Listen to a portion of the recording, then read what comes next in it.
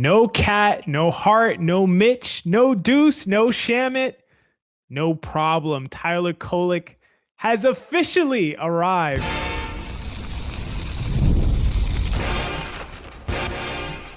You are Locked On Knicks, your daily New York Knicks podcast, part of the Locked On Podcast Network. Your team every day. You are locked on to the New York Knicks. I'm XJ, the co-founder of the Hot Hand Theory NBA podcast and media company, and former Knicks Film School contributor as well. This is Locked On Knicks, your daily podcast on the Knicks, giving you the most detailed insight on your favorite team 5 days a week. We are part of the Locked On Podcast Network, your team every day. Now the number one sports podcast network in the entire planet, in the world, in the universe, really. On today's show, we are discussing the emergence, potentially, of a star in Tyler Kolek, as well as, in my opinion, the emergence of uncharted territory for the Knicks as an organization in the past 50 years. And I'm going to explain exactly what I mean by that. For this episode, I'm joined by a very, very special guest. Some might say a brilliant guest. My co-host for tonight is none other than Geoff, also of the Hot Hand Theory podcast and media company. Nice timing for a crossover, Geoff. A very, very exciting Knicks game. So much to break down, so much to talk about. And we're going to dive right in and talk about the unlikely star turn of one Tyler Kolek. Tyler Kolek, man, I have to say, like, all I was thinking to myself, and I could be way off here, but all I was thinking to myself while watching this game was, man, I'm getting Jeremy Lin vibes for real. Like, that's how it was feeling to me in terms of I remember Jeremy Lin was saying, when his back was against the wall and he knew he was probably on the, borderline of getting cut, didn't know how many more chances he was going to get in the league. So it was like, this is the last chance. He had an opportunity to play, and he said, I'm just going to play my game. I'm going to be aggressive and let the chips fall where they may. And Kolek, with all the trade rumors and Jose Alvarado seemingly a done deal coming to New York based on how you hear people talk about it, seemed to have that same mentality where it's like, well, I may be out of here, but if I'm going to get minutes, I'm going to play my game and be aggressive. And he's done that. He's had that mentality. He's been aggressive, confident, comfortable. He is playing like he has nothing to lose, and he is performing as a star. He's having star level impact. Like, who knows how long it'll last, but I think there are some aspects of his game that will absolutely last because we know they are part of his skill set. So Geoff, super excited to have you on here. Thanks for joining. And what are your thoughts on this game from Tyler Kolek, and what does it really mean for the Knicks long term? Because you and I are always bringing the macro perspective, so we need that from you as well. Yeah, this was an amazing performance. I don't know if I was getting the Jeremy Lin vibes that you were, but there was a moment when he hit like a step back midi, like he went around yes, back and hit the midi, and I was just like, man, this guy's feeling it. Like, I'm not going to go as far as to say Lin vibes, but that was special. This was a really, really phenomenal performance from him, and I think we will talk about Kolek's ability to run an offense in a way that's kind of unique to the roster. Like, we know that Brunson has point guard capabilities. You've been very, very strongly and correctly, I'd add, on the record as Brunson being an underrated passer. So I do think his floor generalness sometimes can get underrated, but I think the way Kolek organizes the offense is kind of unique to the roster. And so it's almost like a nice fresh change of pace when he sees the floor. I'm going to start and talk about the defense, though, because I think that when Kolek came out of college, he's an older rookie. You look at him, he's a little bit smaller. He's 6'2", a little scrawny. And a lot of the analysis was like, okay, like, even if he can translate what the offense they had in college, this dude doesn't stand a chance defensively. Like, he's not even going to be able to stay on the court defensively. So the requisite level of offensive impact that he needs to bring to be playable is higher, because if he can't play defensively, of course, the viewers understand that.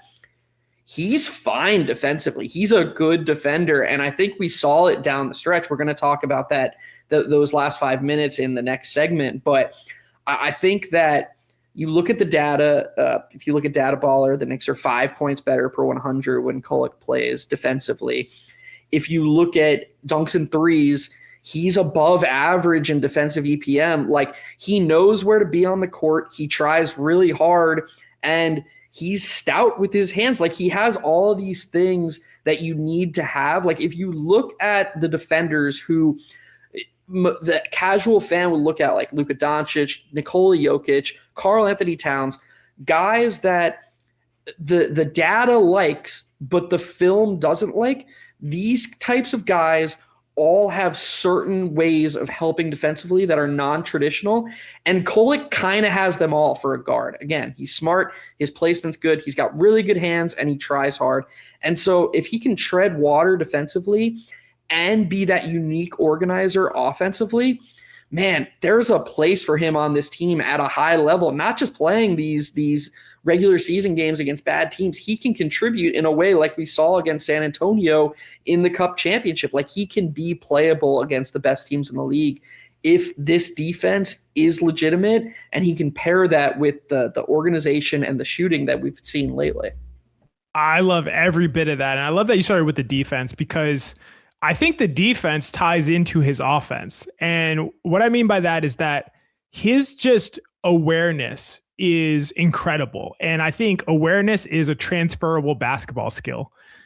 Kolek's like recognition and awareness is so good. Like you said, his positioning is great. He always knows where to be. He always makes the right rotations. He closes out really well. He picks up the right guy. He has a little bit of that Emmanuel Quickley in him, not to the extent that Quickley had it, but where he can kind of pick up the slack where other guys make mistakes and ends up, maybe you'll have to make an extra pass instead of the pass to the guy being open. Kolek will rotate to that guy, and then maybe you'll have to make one more pass. That's one more decision. That's one more opportunity for things to go wrong. And that stuff really racks up over time if you continually do that.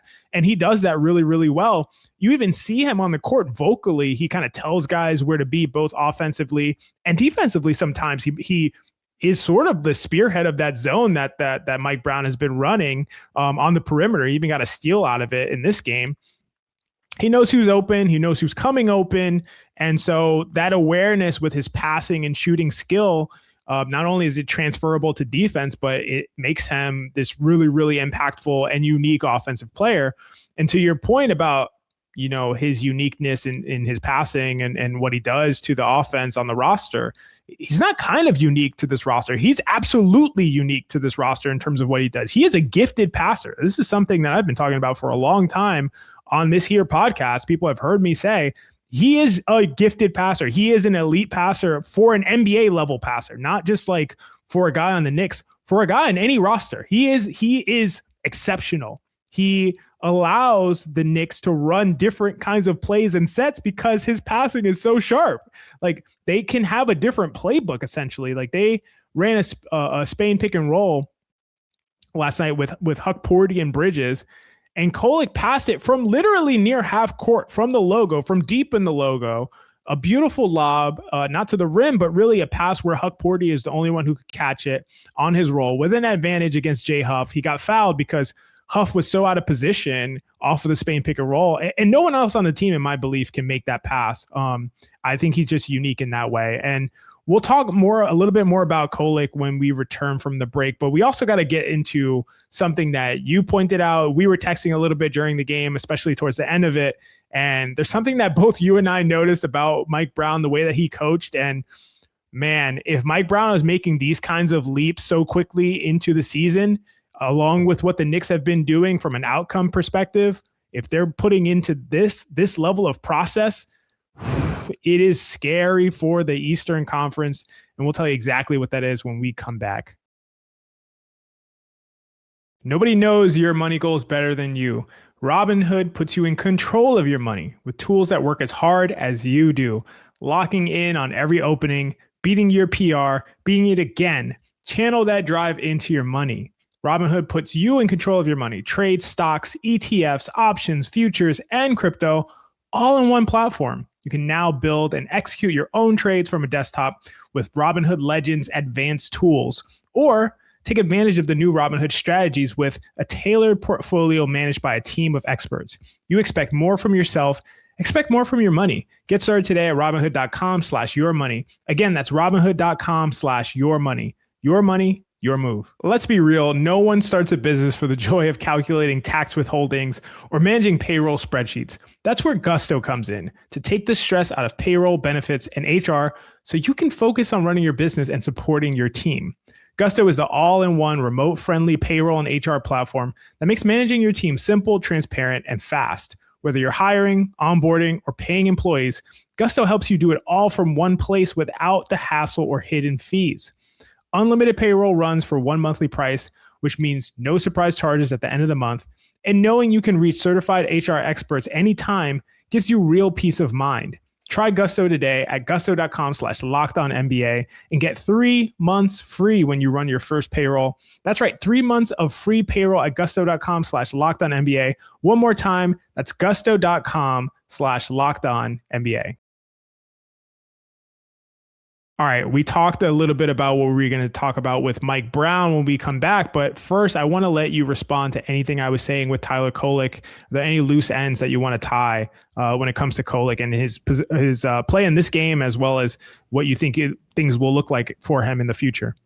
I just wanted to further emphasize the point you were making about the passing. And you brought up an example of a Spain pick and roll. And I think, if you can just imagine that as a listener, just a typical Spain pick and roll play with the counters built in and the multitude of options. When you're the ball handler and, you've got the guard who's going to set the back screen and he's going to roll to the top of the key, and then the big crashes, and then you've got the shooter in the weak corner. Those three options, along with finishing at the rim, if you're the ball handler, you need to process the error the defense makes or what advantage you're gaining so fast, and then pair that with a physical ability to make all three passes or finish at the rim, whether that's with a layup or with a floater or a pull-up midi, whatever it is. You need to have both of those skills, and Kolek can do all those things. Like those three passes are tough. The one over the head to the top of the key, the one-handed whip pass to the weak corner, or the lob to the big. And his combination of processing and physical ability to make those passes, like you said, it's just rare. Not for a bench guard, not for a Knicks guard, but throughout the league. That's a special ability that he has, and it should probably be appreciated more, by me included. I love that breakdown, and that definitely resonates with me. Before we jump into talking about Mike Brown, I just want to say thank you for listening and for making Locked On Knicks your first listen of the day. And thank you for making Locked On the #1 sports podcast network. You already live your team every day. Now take it up a level and go ad-free. Join the Everydayer Club today and get Locked On Knicks with no interruptions, members-only Discord access, and more, all for just $5 a month or $50 a year. Go to lockedonKnicks.supercast.com or check the link in the show notes to learn more. I teased talking about Mike Brown, and there's just a coaching thing, I guess you could say, that I would say I despise. I don't want to put words in your mouth, but that's just how I feel about it. I know you are not for it. I despise it. And that's when coaches will say, oh man, Jalen Brown's really got it going. It's the fourth quarter. The only way to stop this guy is to send doubles to him. And to me, especially when it's a guy who's going to really be hurting you from the mid-range, like a Jalen Brown type or like a Pascal Siakam type, that is such a terrible coaching strategy. In most cases, there are some times when blitzing and sending doubles is the right move. In most cases, it's not. And I would say because you just create offense for the offense. You just give it to them. You say the offense really wants to generate wide open threes or easy attempts at the rim. And they're working really, really hard to do that. And when you send doubles and blitzes to these guys really far away from the basket, you're essentially saying, here, we're going to give you your best case scenario outcome for this possession. We will hand it to you. And in no world is that ever really a good strategy unless these very, very, very specific situations, which you don't have time to get into. But we saw something from Mike Brown tonight. Geoff, we both saw it. You pointed it out to me over text. You want to talk a little bit about it? Yeah, sure. Absolutely. with 5 minutes left in the game, I remember the exact shot. Siakam, a little over 5 minutes left in the game, Siakam got blitzed above the break and set up a hockey assist for Siakam to create a wide open corner three for Quentin Jackson to make it 109-102 Pacers. From that moment forward, they did not preemptively help once. And if you go and rewatch that game, the Pacers were looking for it. They were expecting it. Whether it was Nembhard, whether it was Siakam, anytime Brunson got switched on to one of them, they were looking for where the help was going to come from. And the help didn't ever come. There were guys on the back line. There were guys waiting. But it wasn't a preemptive thing. They weren't just defaulting to second guy coming up way off his defender because anybody but Siakam or anybody but the guy Brunson's guarding. They were willing to live with Siakam or Nembhard shooting over Brunson if that's what it came to. And I think that's a really important part of this and an underrated part of this, because you said, well, it would be bad at any point in the game. I think actually what's even more counterintuitive about it is you could probably argue that these blitzes make more sense earlier in the game when these elite offensive players are creating the full, or they're using their full arsenal and creating the best possible shots. Anyone who's watched these NBA games, late in games, these guys don't do that. They don't shoot open threes. They don't shoot pull-up threes. They often settle for mid-range shots. It's almost like the game devolves when defenses get tighter, the whistle gets tighter. It's like they know they're not going to get the calls at the rim. They shoot a lot of mid-range shots. And when they're already settling for these shots at a slightly higher rate, it makes it even worse if you're turning an offense that's scoring 1.1 points per possession into an offense that's going to score 1.5 points per possession because they're getting an open three instead. So it was really, really promising for Mike Brown to sort of snap out of it and say, not anymore, not tonight. We're just no more doubles. We're going to live with it. I said it on Twitter.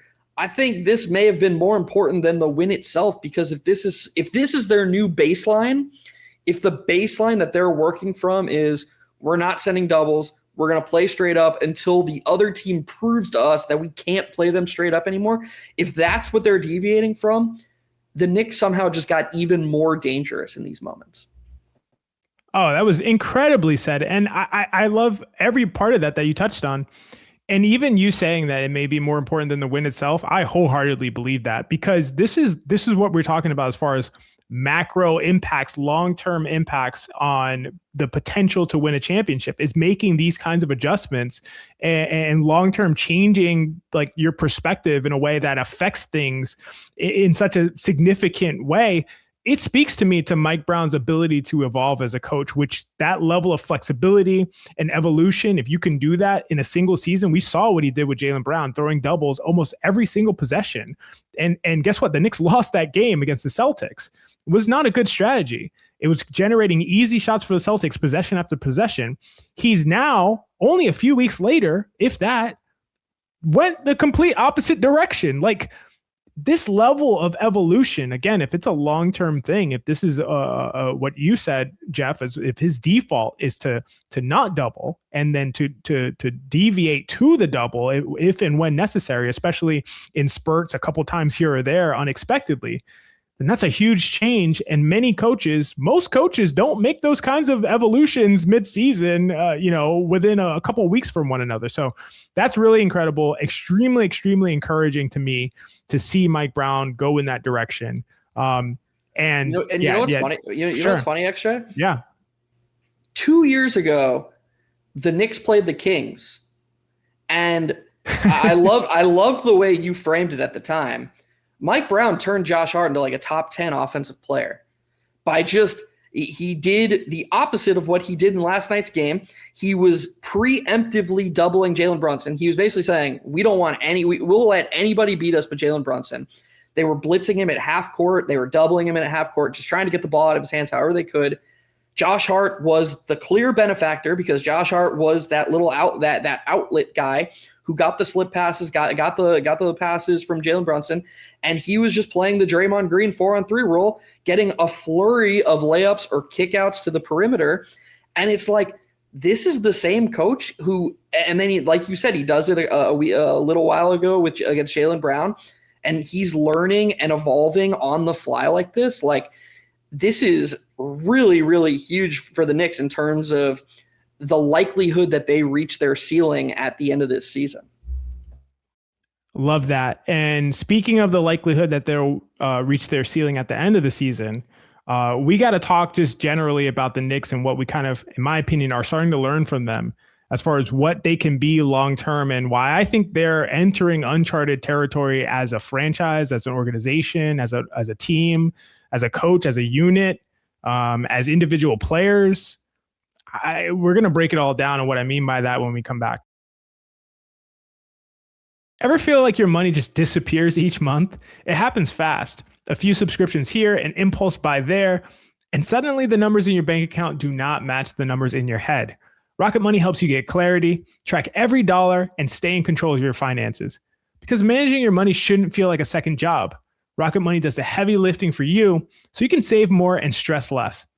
I really love how Rocket Money allows you to see all of your spending on one single dashboard, which makes it way easier to understand where your money is going. Also, having an app find good times to save each month keeps you really consistent with your financial goals. So take control of your finances and cancel your unwanted subscriptions with Rocket Money. Go to rocketmoney.com/lockedon today. That's rocketmoney.com/lockedon. rocketmoney.com/lockedon. All right, guys, we're back. We are going to talk about the big picture for the Knicks and what I was talking about before we kind of went out to the break. The Knicks, in my opinion, are entering uncharted territory.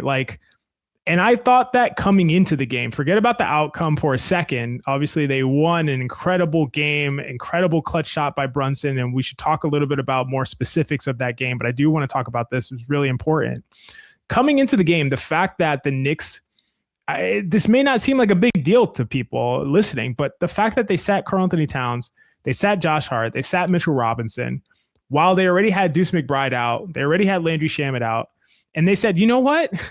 We're going to ride with these guys that are all totally unproven, that would probably result in a loss from, not saying that you would expect a loss, but like the chances of losing go precipitously up if you're the Knicks and you're sitting all the guys that you're sitting and you're playing a few guys. I'll let you know who they are exactly, who actually all played in various levels, played pretty well.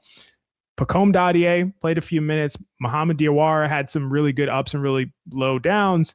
Trey Jemison as well played pretty well. Ariel Hukporti, Gershon Yabusele. These guys combined for over 1/3 of the Knicks' minutes in a game that they won by a point, with something you mentioned to me right before we started recording, with Jalen Brunson being a -16. With those 5 guys that I mentioned, 5 of the Knicks' 9 most highest minutes getters on the season, their top 5 of their top 9 rotation players and 4 of their top 7 rotation players, all out of the game, and still managed to win this game, in a game that the Pacers, obviously shorthanded, still had Pascal Siakam, still had Andrew Nembhard, and still had Ben Mathurin completely destroying the Knicks zone. That is incredible. That is incredible. And that is not something we've seen. And that is not something we would have seen last year. We would have seen those guys. We would not have seen Josh Hart take a seat in this game coming off of the Cup championship. And it speaks to how the Knicks are looking for the long term. They're looking to win a title. They're playing the regular season how they should. And it's super meaningful to me. And I just don't think that Knicks fans, you got to bask in the moment, because this is not a place that we've seen them be, where they're willing to say, we don't really care about this regular season other than really figuring out what we have, playing guys, trying different things, experimenting, trying zone, trying doubles, trying non-doubles, doing all these different things and winning along the way. This is incredible. And it really speaks to them, the Knicks, as elite title contenders in the NBA right now. Yeah. And I mean, forget the fact that Brunson checks back in the fourth quarter with the Knicks, I believe, leading and the team was minus 19 in the minutes he had played to that point. He played like 70% of the minutes. They were minus 19 in his minutes with no Deuce McBride, no Landry Shamet, no Karl-Anthony Towns, no Josh Hart, no Mitchell Robinson, 5 rotation players out of the game. Your best player, your MVP, you're a guy who's probably going to be first or second team All-NBA, minus 19 individually, and you're winning when he checks back in the fourth quarter. Forget that. Nobody played more. One player played more than 34 minutes. Mikal Bridges played 37. I could see a world where the Knicks win this game in previous seasons, but it's a world where OG Anunoby and all the minutes collapse on those guys. And you have 3, maybe 4 guys playing over 40 minutes in this game. And we're talking about how amazing it is that they left it all out there on the court. We are complimenting them, but we're complimenting them in a different way. And this way, the reason that we're complimenting them, the reason that Tyler Kolek was given the chance to be elevated in a game like this, in my opinion, I'm not going to say this like I know this for sure, but in my opinion, it correlates more with this team hitting its ceiling at the end of the season because it gives them a better chance of all their players being there with more rest, maybe not having Josh Hart talking on a podcast in the offseason afterwards, talking about how he had nothing left in the tank. But also, it allows them to experiment with strategies, with new lineups. Kolek and Brunson playing together. I mean, Kolek and Brunson playing together did not do well out of the gate in terms of like pure results. But these types of games where you let certain guys sit out, now all of a sudden it looks a lot better. And they're able to be synergistic in a way where you have Brunson starting above the break, Kolek on the ball, Kolek penetrates, Brunson floats to the corner, and Kolek finds him in rhythm. That doesn't happen without reps. You get these reps, you build that chemistry. You need to be willing to take a step back to take 3 steps forward. It never really felt like that was on the table for this franchise. And it finally feels like there's some risk being thrown into the mix here. They are willing to take a half step back to take multiple steps forward. And again, I don't know this for sure, but I strongly, strongly believe that this has a very high correlation with likelihood of reaching your ceiling at the end of the season. Beautiful synopsis. I had the same note as far as Tyler Kolek on the ball, Brunson off the ball, and that synergy that we saw there, and those two playing really well together. And then everything you said about kind of long-term versus short-term is just excellent. Really appreciate you coming on, Geoff. We got to do this more often. And maybe you and I should, I don't know, we feel like we have some similar views. Maybe we should start a pod together or something. I don't know. That could be a good idea. We'll see. We'll see what the comments say. We'll see what the comments say. Hopefully it was well heard by our listeners. And we want to say thank you so much for tuning in today to Locked On Knicks. Tomorrow we will obviously be back. Gavin will be back talking about the Knicks and 76ers game. The Knicks are right back to it. Back-to-back games after winning the NBA Cup. So the NBA does not care about your schedule, New York Knicks fans. Make sure you subscribe and follow Locked On Knicks so you get all the latest episodes.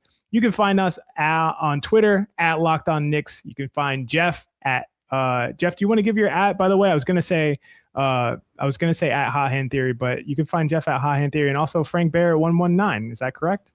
I'm not Frank Barrett anymore. I switched it to my real name. Frank Barrett's gone. Pour one out. Pour one out for Frank Barrett. Pour one out for Yabusele. Just all the French players just pouring out. All the French. We're drinking vino tonight. XJ. We're drinking vino for Frank and Yabusele. And I encourage you to change it from Frank Barrett too. That's rough by me. Rough by me, not well heard by me. That's a big blunder. But thank you so much for listening to us, and we will see you next time.